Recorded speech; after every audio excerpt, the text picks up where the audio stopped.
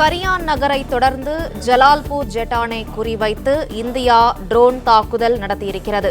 பாகிஸ்தானின் பஞ்சாப் மாநிலத்தில் உள்ள ஜலால்பூர் ஜெட்டானை குறிவைத்து இந்தியா ட்ரோன் தாக்குதல் நடத்தியிருக்கிறது. கரியான் நகரை தொடர்ந்து ஜலால்பூர் ஜெட்டானை குறிவைத்து இந்தியா ட்ரோன் தாக்குதல் நடத்தியிருக்கிறது. பாகிஸ்தானின் பஞ்சாப் மாநிலத்தில் இருக்கக்கூடிய ஜலால்பூர் ஜெட்டானை குறிவைத்து தற்போது இந்திய ராணுவம் ட்ரோன் தாக்குதல் நடத்தியிருக்கிறது.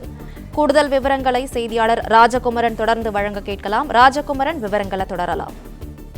இந்த ஜலால்பூர் பகுதி என்பதும் கூட ஒரு சில ராணுவ முக்கியத்துவம் வாய்ந்த இடம்தான். இதற்கு முன்பாக நாம் சொல்லியிருந்த கரியான் என்பது எப்படி பாகிஸ்தானினுடைய மிகப்பெரிய ராணுவ கண்டோன்மெண்ட் அமைந்திருக்கக்கூடிய பகுதியோ அதே போன்று ஜலால்பூர் ஜெட்டான் என்பது ஒரு சிறிய அளவிலான ராணுவ கண்டோன்மெண்ட் அமைந்திருக்கக்கூடிய பகுதிதான். இந்தியாவின் எல்லை கட்டுப்பாட்டு கோட்டிற்கு அருகிலே இருக்கின்றது. ஆக்கிரமிப்பு காஷ்மீரினுடைய மிக முக்கியமான நகரங்களில் ஒன்று இந்த ஜலால்பூர். ஜீலம் நதி, செனாப் நதி உள்ளிட்ட நதிகள் பாய்ந்து செல்லக்கூடிய பகுதிகளாக இருக்கின்றன. இந்த நிலையில்தான் அந்த ஏற்கனவே தாக்கிய கரியான் பகுதியை போன்று இந்த நகரத்தையும் குறிவைத்து தற்பொழுது தாக்குதலை தொடங்கி இருக்கின்றார்கள். கரியான் நகரை தொடர்ந்து குறிப்பிட்ட அந்த ஜலால்பூர் உள்ளிட்ட இடங்களிலும் தாக்குதல் தொடங்கி இருக்கின்றது. இந்த ஜலால்பூரை பொறுத்தவரை இதுவும் ஒரு ராணுவ முக்கியத்துவம் வாய்ந்த இடம். இதிலிருந்து தெளிவாக நாம் தெரிந்து கொள்ள வேண்டிய விஷயம், இந்தியா தன்னுடைய தாக்குதலை தொடங்கி இருக்கின்றது. நேற்று இரவு எப்படி பாகிஸ்தானுக்கு உள்ளாக பல்வேறு ராணுவ நிலையங்களை நோக்கி குண்டுகளை வீசி இருந்ததோ, கராச்சி உள்ளிட்ட துறைமுகங்களை நோக்கி இந்தியாவின் ராணுவ நடவடிக்கை இருந்ததோ, அதே போன்று இன்றும் இந்தியா தன்னுடைய ட்ரோன்கள் மூலமாக பாகிஸ்தானுக்குள் உள்ளே ஊடுருவி சென்று விட்டது. ஊடுருவி சென்ற இந்திய ட்ரோன்கள் தற்பொழுது தங்களுடைய பணியை தொடங்கி இருக்கின்றன.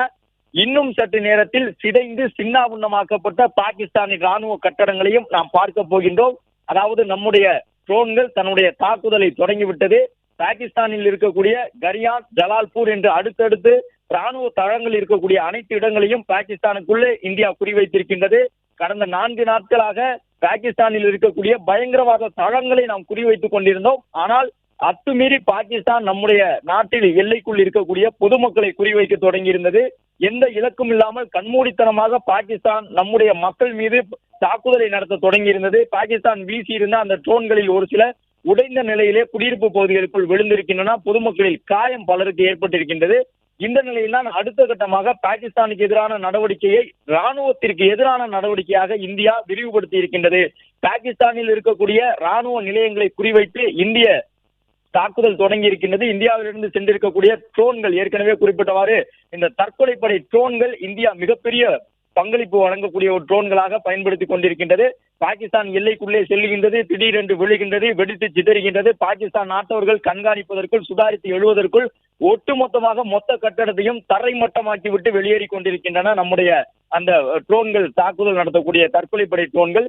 இந்த நிலையில்தான் பாகிஸ்தானில் இருக்கக்கூடிய பஞ்சாப் மாகாணத்தினுடைய ஜலால்பூர் ஜெட்டானை குறிவைத்திருக்கின்றது இந்திய ராணுவம் என்ற தகவல் கிடைத்திருக்கின்றது.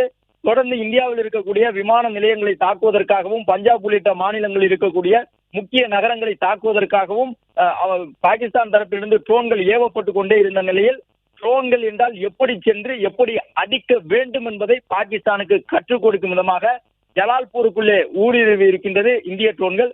அருகில் இருக்கக்கூடிய கரியான் பகுதிக்குள்ளும் ஊடுருவி இருக்கின்றன இந்திய ட்ரோன்கள். இந்த கரியான் பகுதி மற்றும் ஜலால்பூர் என்பதெல்லாம் ராணுவ முக்கியத்துவம் வாய்ந்த இடங்கள்.